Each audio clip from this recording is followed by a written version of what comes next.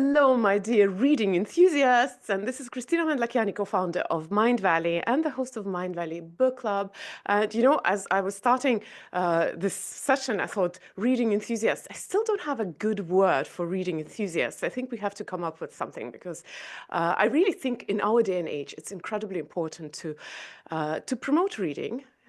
So thank you guys for joining me because we are going to be talking about books again. Who said books are dead? They're not dead, and I predict they're never going to be dead.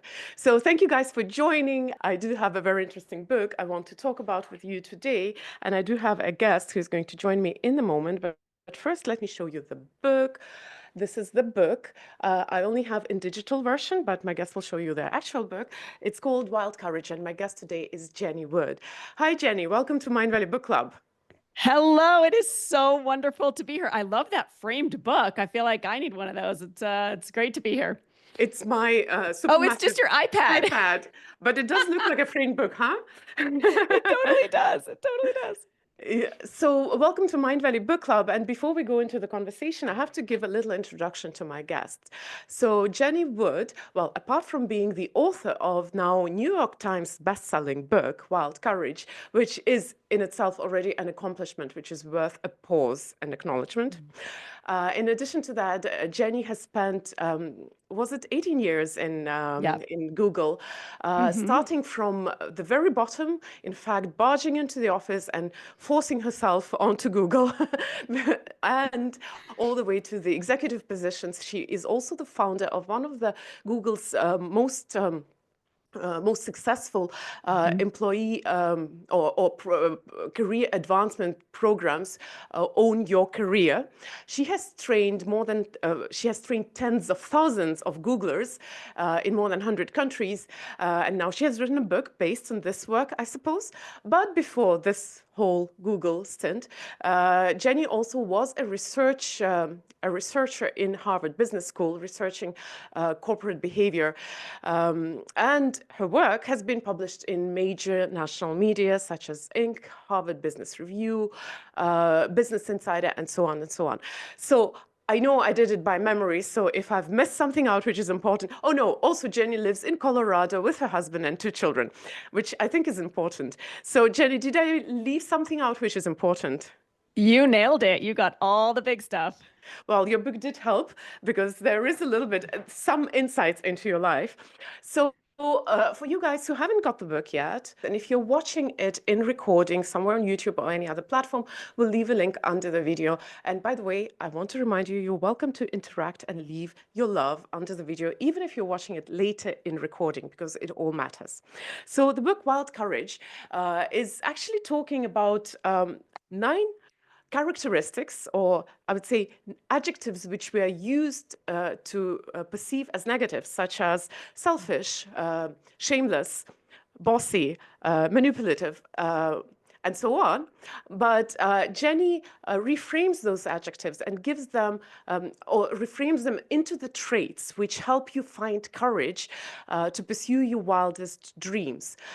So that's in a nutshell. I also want to add that the book is incredibly practical. In fact, it's structured in a way which makes it really easy to navigate the book, to go through the book. So for example, if you feel that you're lacking in some area, it's very easy to find what you need.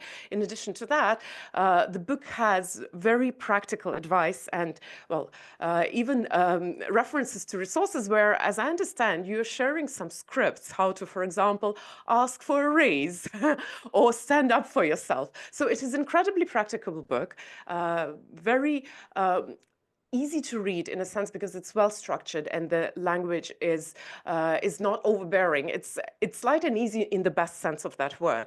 So Jenny, do you want to add anything else to this, or should I go straight into the interview?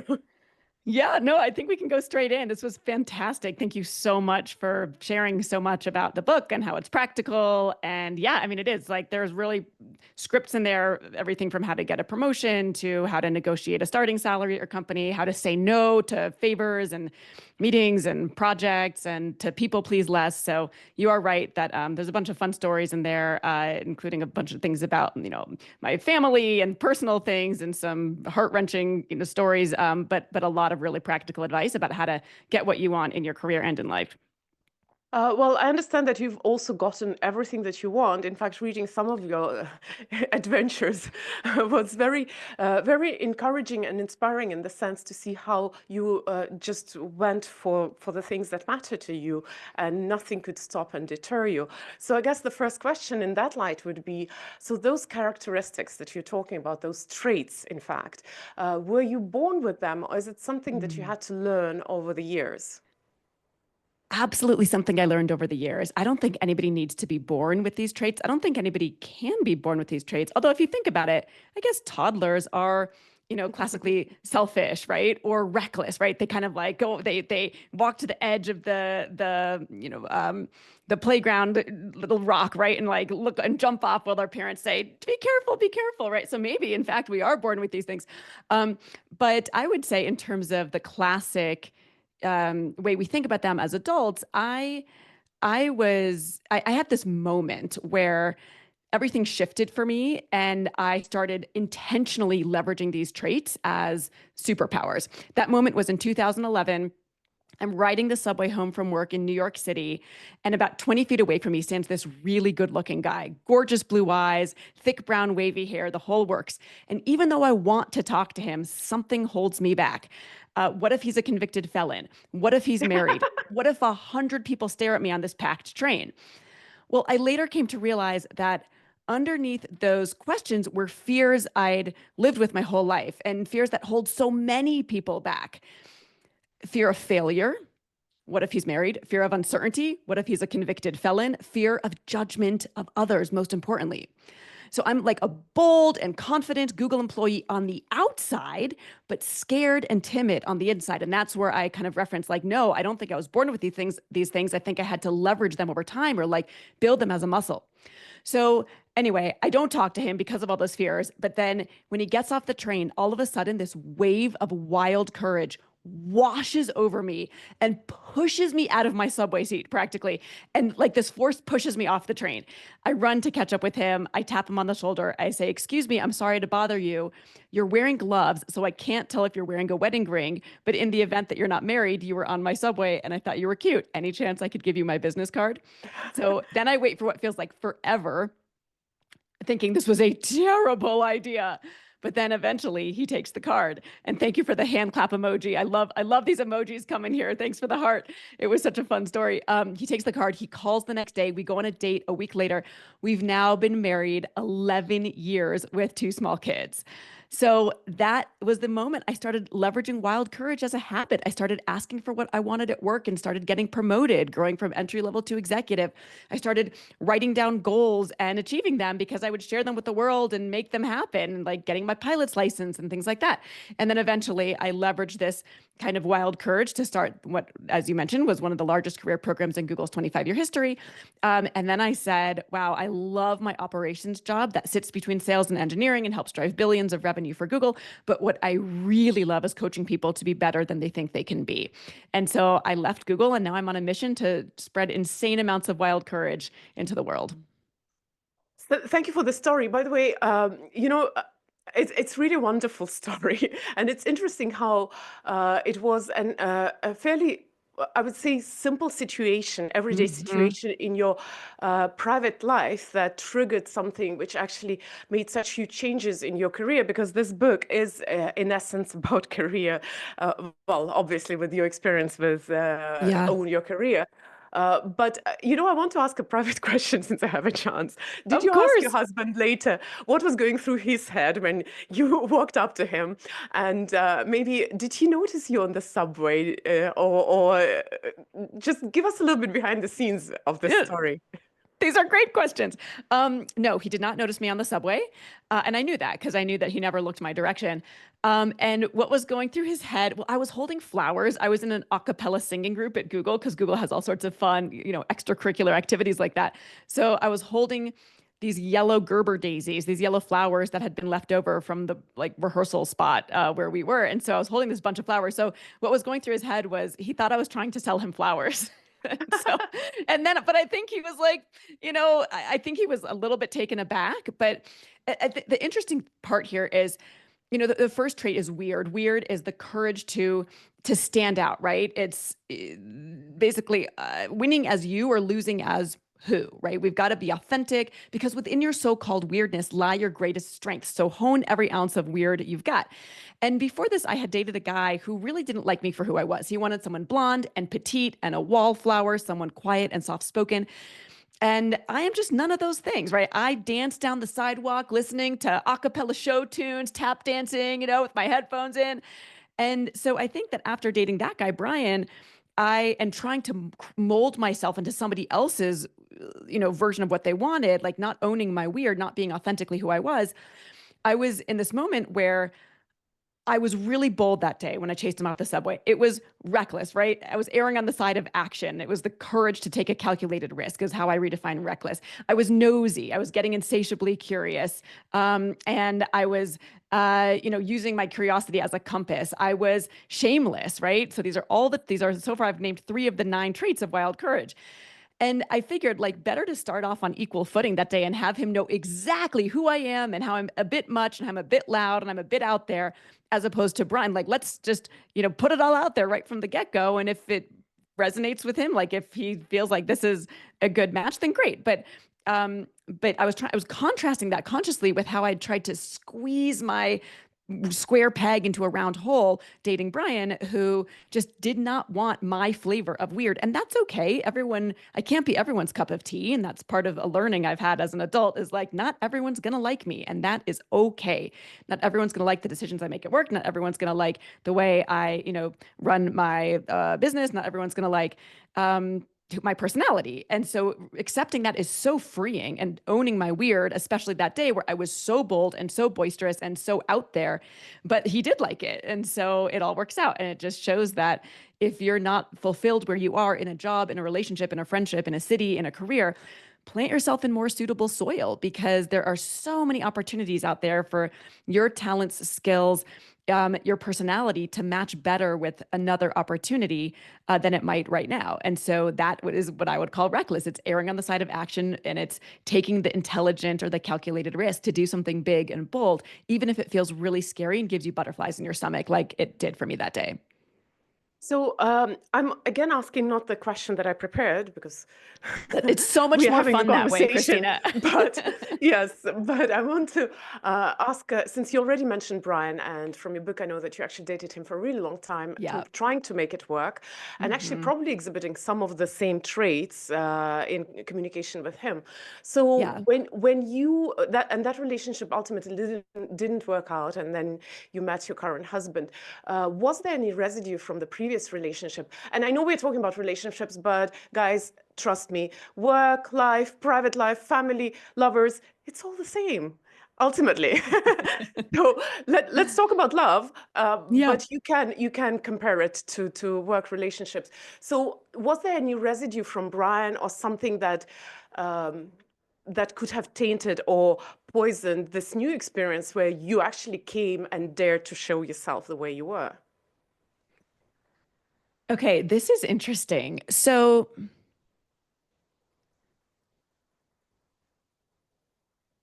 well, the honest answer is going to sound like it goes against the values of my book, but I'll just give the honest answer, because all this stuff is complicated, right? And Yeah. each one of the 9 traits has what I call trait traps. It's the downside of taking one of these traits too far. When you're classically selfish, when you're classically shameless, when you're classically bossy. So what I will say is, I think that after I had that like very intense, very forward, very out there moment on the subway, I did, for the first month dating John, pull back a little bit intentionally. Like, I remember I think I did overwhelm Brian. Like, I think that there were things that were part of my personality that just didn't jive with him. But I think there was also a learning experience of, when do you dial these things up too much, and what does that look like? So I think because the more Brian pulled away, the more I leaned in. And I think because right away, John is my husband, because I liked John so much right away, I was a little bit smarter about pulling back a little bit, letting him text me a little bit more often than I texted him, right? playing it a little bit more cool, which again is against the values of my book. I literally have a section in the book in the weird chapter called Play It Hot, which is about Yeah. leaning in, but it's in a work context. It's sit in the front row in your VP's town hall, right? Ask, be one of the first 3 people to ask a question. Write down your question so that you can ask a really thoughtful, really coherent question as opposed to rambling when you get to the mic. Just diplomatically disagree with your boss in a meeting. If everyone else is nodding along like a bobblehead doll, right? Be the one that says, well, are we sure that we should still be selling red widgets? It looks like red widgets are declining in sales. What about green widgets or whatever it is? So I talk about playing it hot and how that is, an asset at work.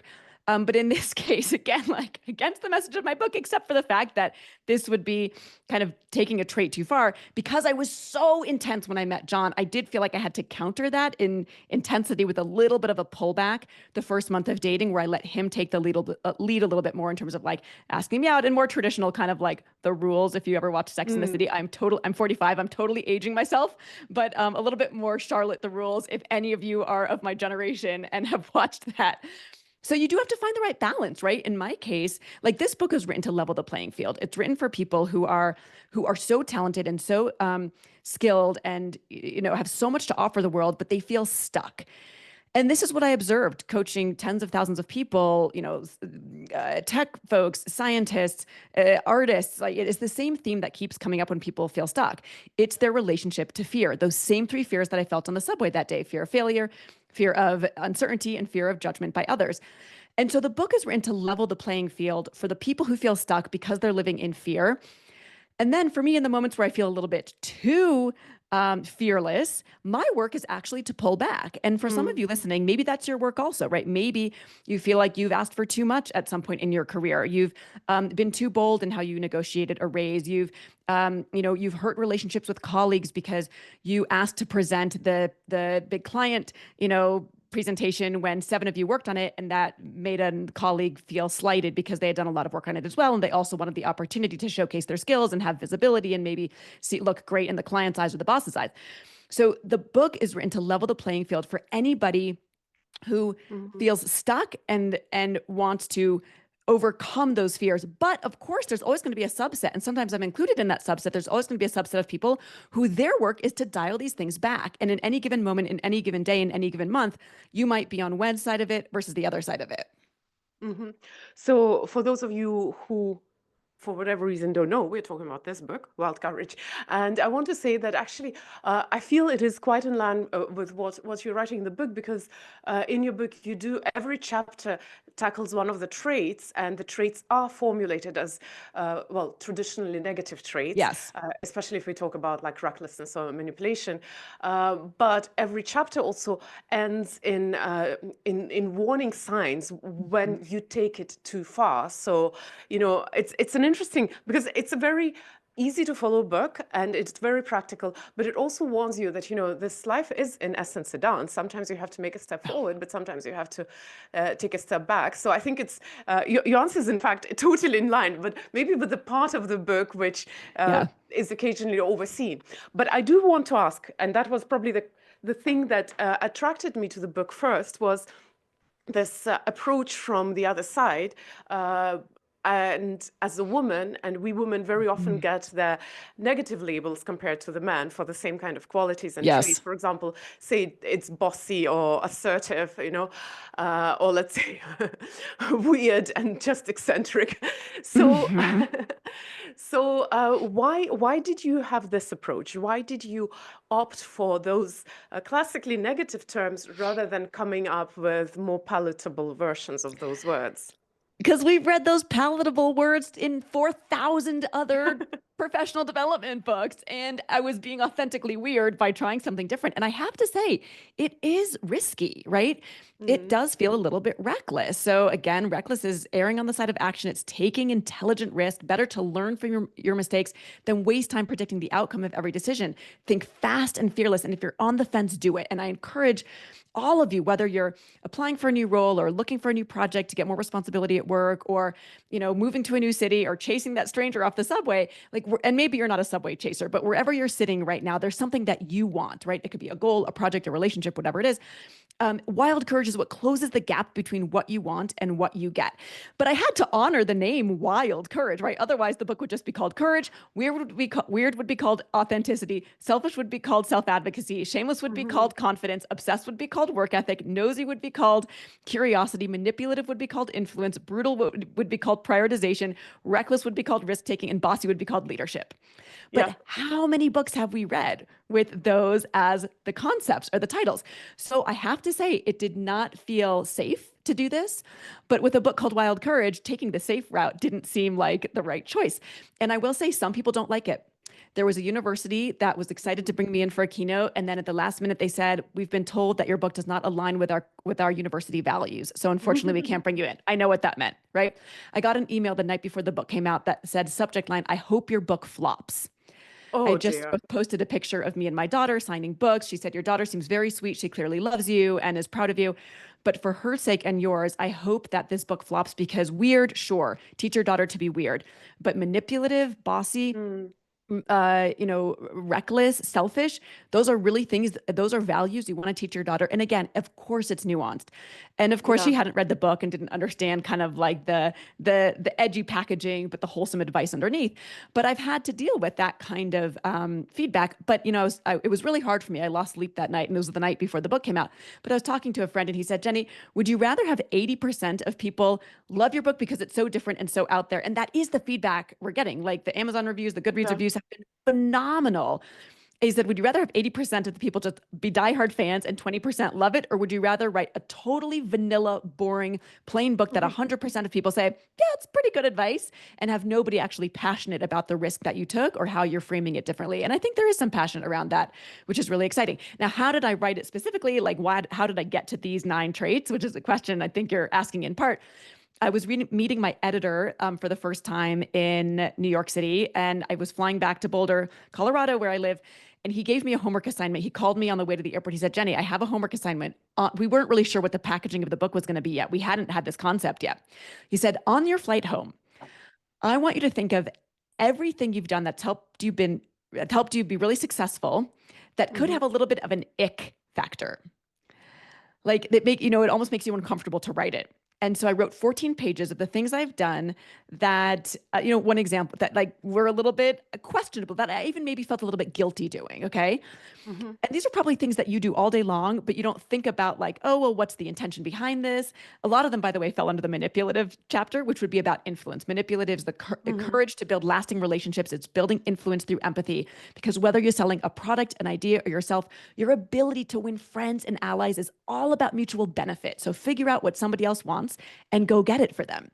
So one example I wrote in that 14-page document on that flight was, when I was first signed by my agent, I'm like a small fish in her big pond. She represents James Clear, Atomic Habits. Like, she represents all these big names. And who am I, little Jenny Wood? Like, she's not going to care about me. She's not going to give me any time. So I was trying to tip the scales in my favor. So I wrote her a handwritten thank you note, telling her all the reasons I loved working with her and all the value she was bringing to this project.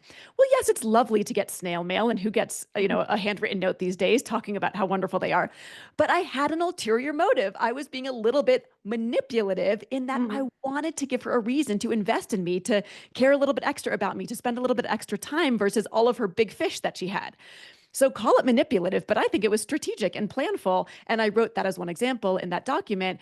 And then we had to cut back into like, well, what are the 9 kind of the 9 trait, like what should we label all of these and how would we categorize the different things? Or for example, nosy is that I said, I annoyingly, every time we get to a hotel, ask the person at the front, what's the best running route? And could we get a higher floor? And, like I ask questions to get what I want. And sure, does it kind of have an ick factor? Could it be potentially annoying?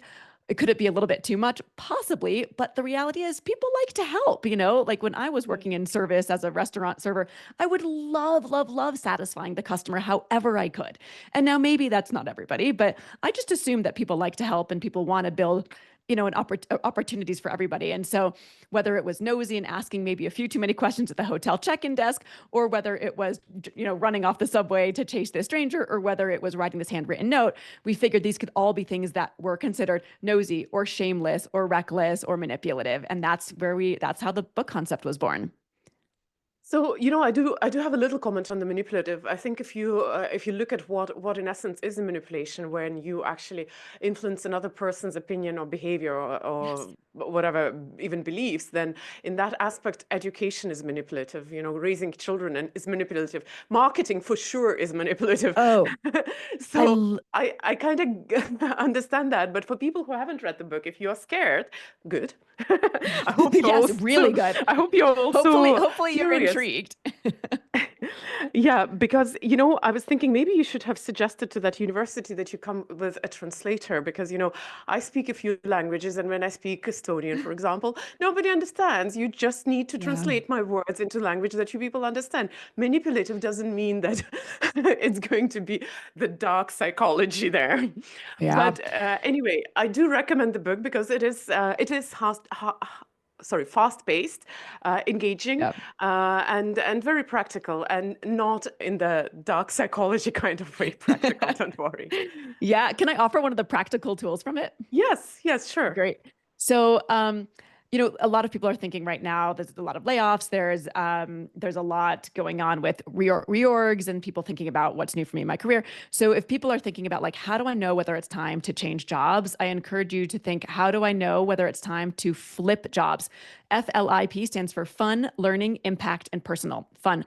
Are you having fun, or are you rolling your eyes in your team meeting thinking, oh, tried that 6 quarters ago, that's never going to work? L is for learning, and that's step function learning, not just incremental learning. In a lot of roles, you're probably having a little bit of learning each day, but step function learning is like when you've got butterflies in your stomach because you don't know how to answer a client email or complete a project or fully understand, how to do this process. That's step function learning, meaning like it's like the stair steps on a graph of how much you're learning each week, each quarter. I is for impact. What's your business impact? Because if your impact is minimal, that's not going to bode well for your performance review. It's not going to bode well for your relationship with your boss. I always say, like it or not, it's not what you do, it's what your boss thinks you do that matters the most. And are you working on the things that matter for the business and that are having impact? Because what moves the business is what moves your career. And then finally, P, what's going on in your personal life? That's valid too. That's a valid reason to want to change. You might be pregnant. You might have just had a baby. You might be engaged. You might be moving to a new city. You might have an ill family member. And all those are reasons that can and should impact whether you stay or whether you go. So just one real quick practical tool, this would fall under reckless, is, how do you make hard decisions, right? And I think a lot of people right now are struggling with, do I stay? Do I go? Do I change industries? Do I become an entrepreneur? Do I become a coach? And that's one framework. How do you know whether it's time to flip roles? FLIP, fun, learning, impact, and personal. I share this, and I asked to share this just to give a flavor to everyone listening of the types of practical tools that are in the book that really help you think through decisions and make bold moves if it's the right time for you to make a bold move. And actually, I think it's a very good time when this book comes out, because the time is uncertain in so many Yeah. ways, both because of the politics and economics, and because of the technology. So many people are nervous, and it's not Yes. just the overall feeling. There are huge numbers of people who are being laid off, Yes. who have to change careers. So I think this book comes in good time. I would say that one of the core messages of the book, and this is something which I'm reading between the lines, is that you can reframe circumstances to actually benefit from whatever happens to you. And if you don't mind, I wanted you to comment on one of the quotes. I've actually, Please. when I read books, I always write out the quotes because we later share them. But one of the quotes, I wanted to ask you to comment maybe in this interview. So you're writing in one of the earlier chapters, it is not talent, skill, money, or luck standing in your way. It's you. Yeah. So yes, that is one of my favorite quotes of the book. And that used to be the opening of the book. And talk about like writing a book is a tricky process, and it's rife with politics, like all the stuff you'd expect at a company, like politics and opinions and egos and so much imposter syndrome. That was actually the first sentence of the book. And then I got feedback, including from Kim Scott, who wrote Radical Candor, who's been a wonderful mentor of mine. And she's like, Jenny, that is just way too harsh of a way to open the book. So now I feel like I should have stuck with it because it's the one thing you just pulled out.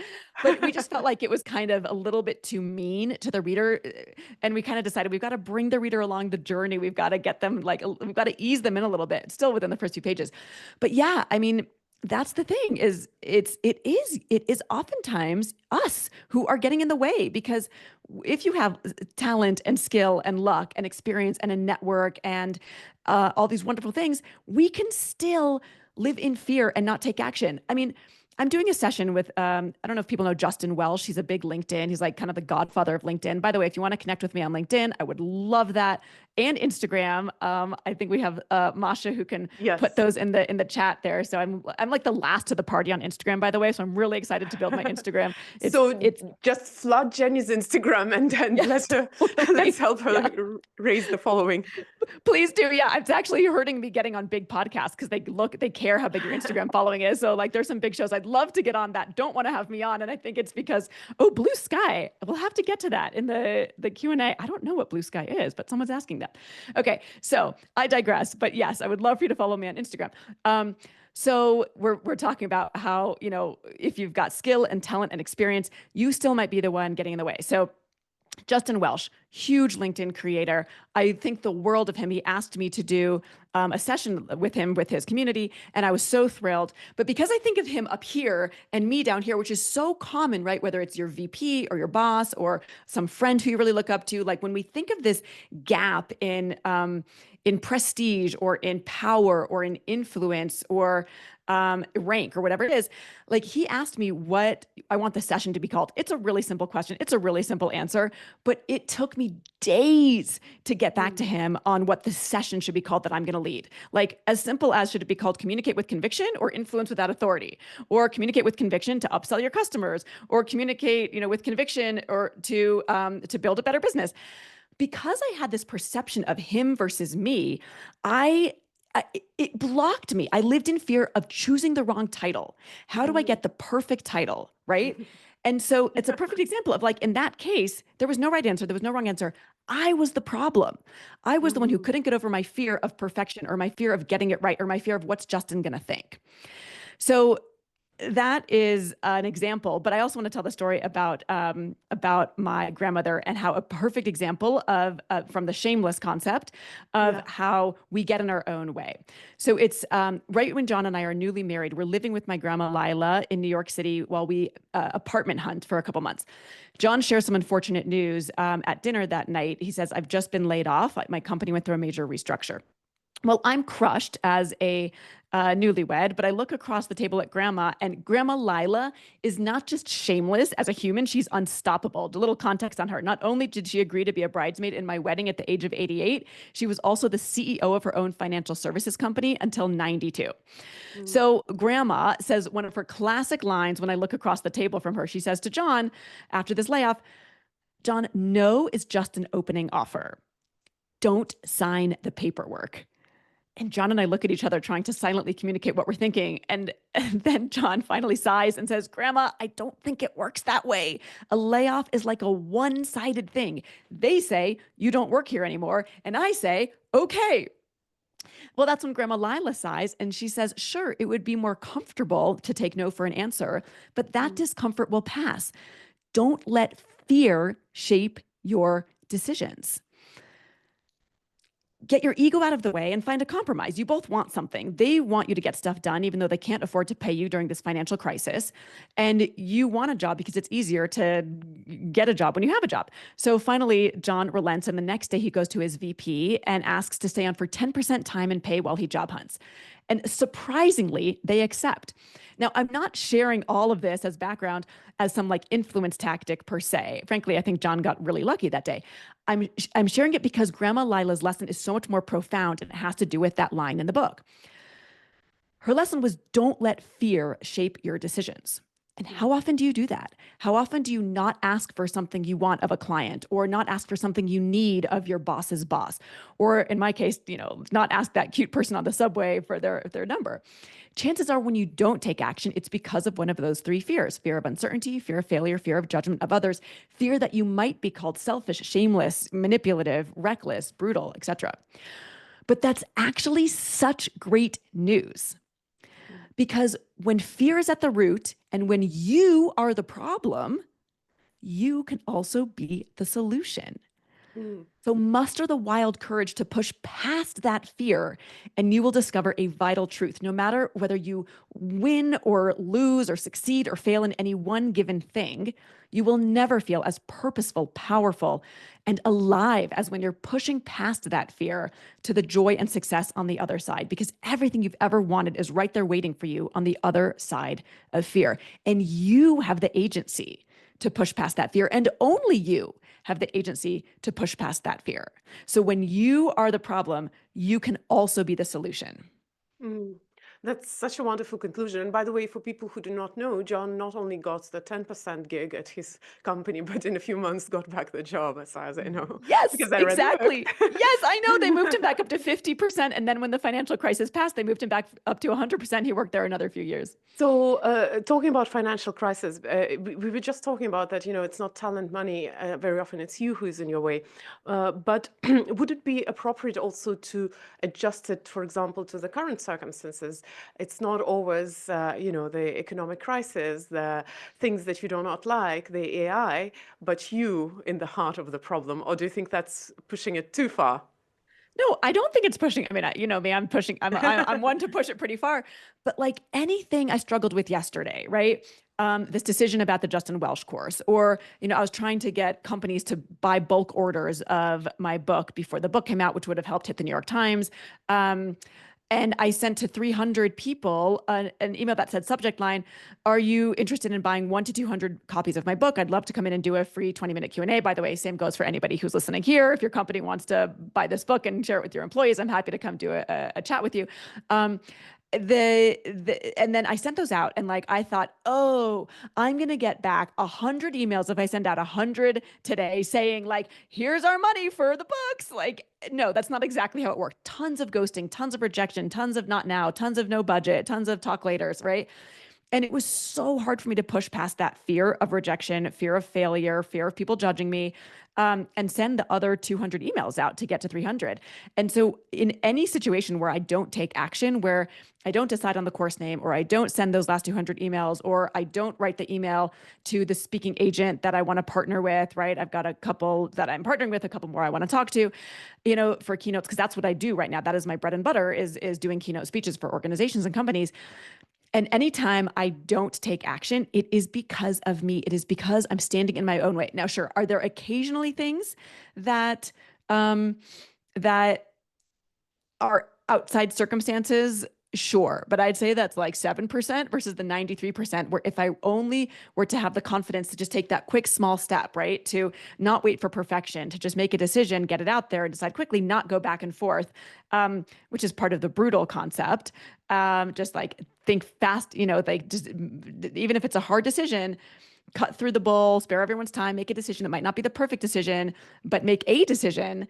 And, oftentimes when I don't decide, that again is on me. There's research by Barry Schwartz, who's a psychologist at Swarthmore University here in the States. And he has this, it's one of the best TED Talks I've ever seen. It's called The Paradox of Choice. And it is really about analysis paralysis and indecision. And I'm very guilty of that. So I have some of these traits are really hard for me, right? Like brutal is hard for me, reckless is hard for me. But I push past those fears to try to act quickly, and I can always course correct down the line.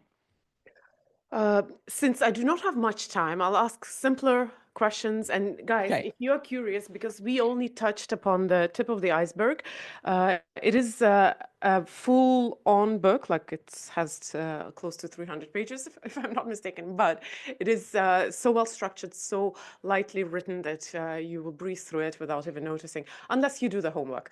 So the Yes. question that I want to do to ask is and it's a funny question probably, which of the Yes, okay. 9 traits is your favorite? Oh my gosh, that's like asking me to pick my favorite child. But I'll say which one speaks to me It will today. be our secret. So I think today manipulative is one that's really speaking to me because it's about influence and it's about relationship building. So here's one really clear tactic from the book from that chapter. The tool is called Woo with You, and this is if you want someone to get to say yes to you, right, in a team meeting of 7 people, or you're asking your boss for something.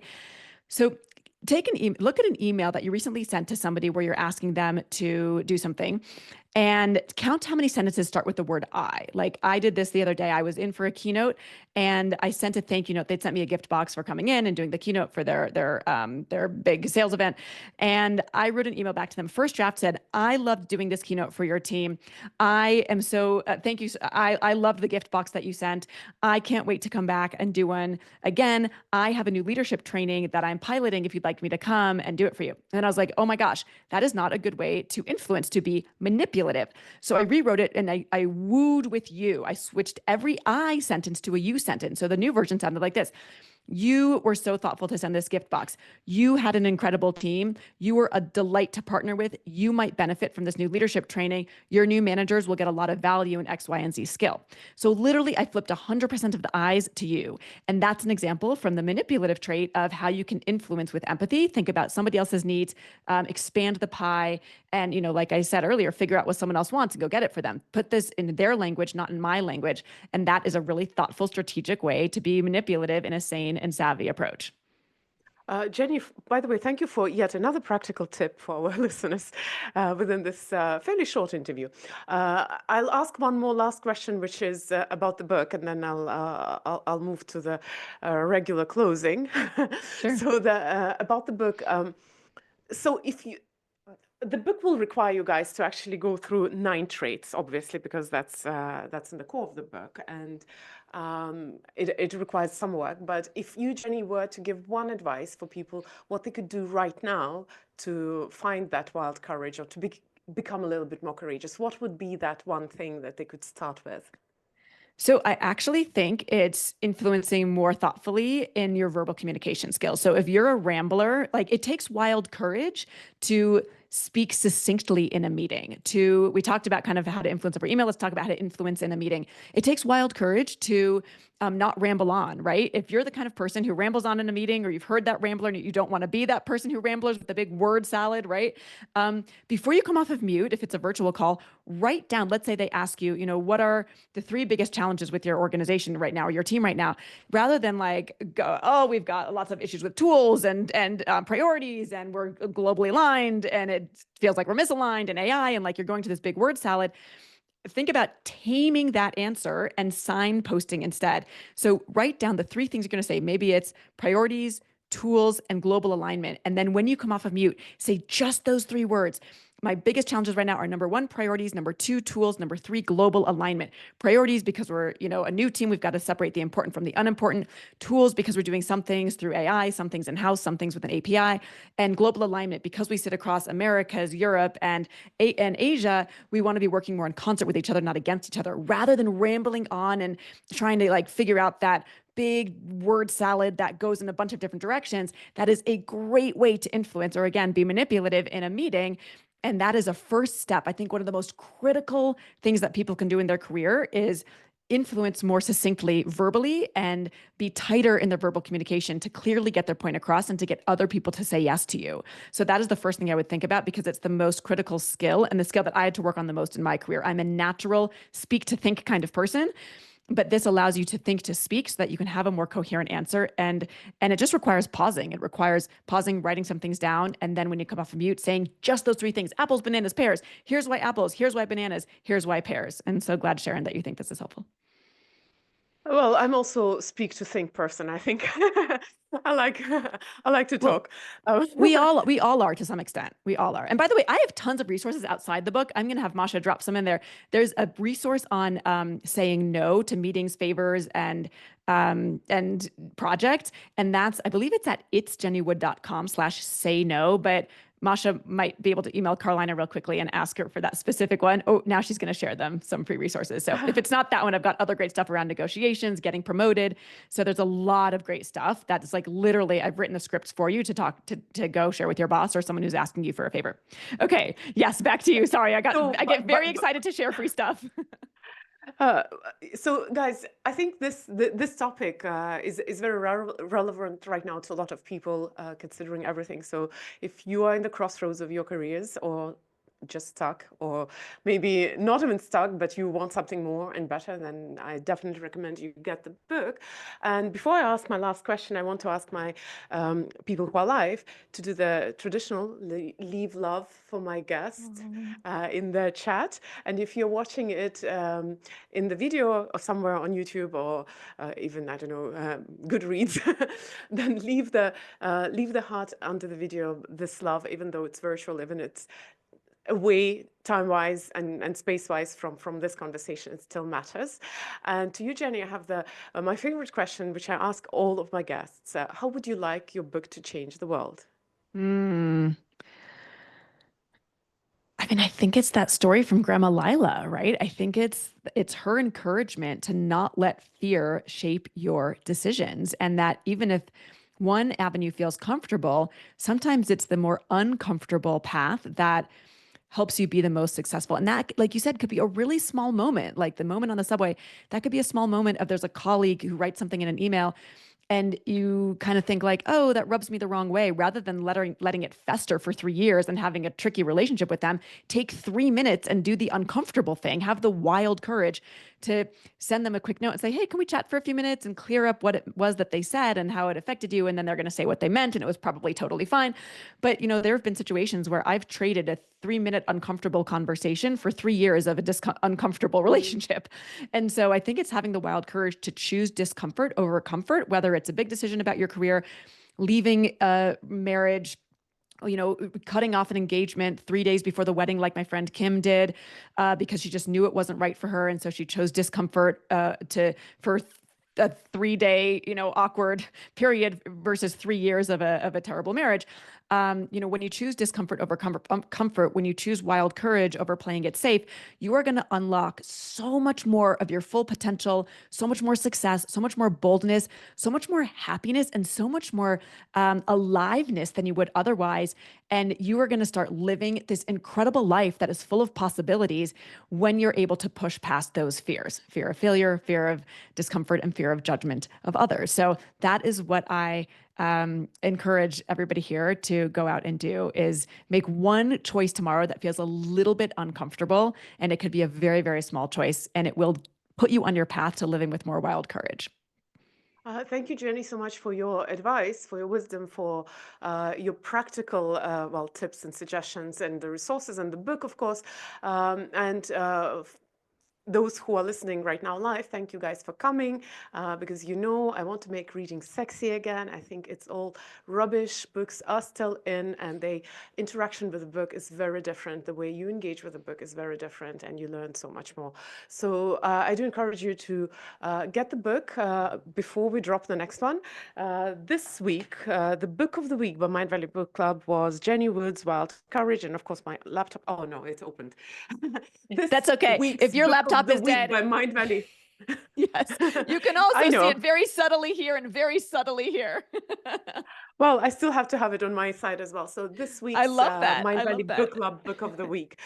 Thank you, Jenny, for joining me, and thank you all for joining me, those who are watching live. And by the way, if you are not signed up to Mindvalley Book Club, do it, because every Monday we do share the best new book releases in personal growth and business. We only share 5 books, and of those, we pick one book for the Book of the Week, and we meet with the author. So I have access to the world's best authors. So see you soon again. Bye-bye.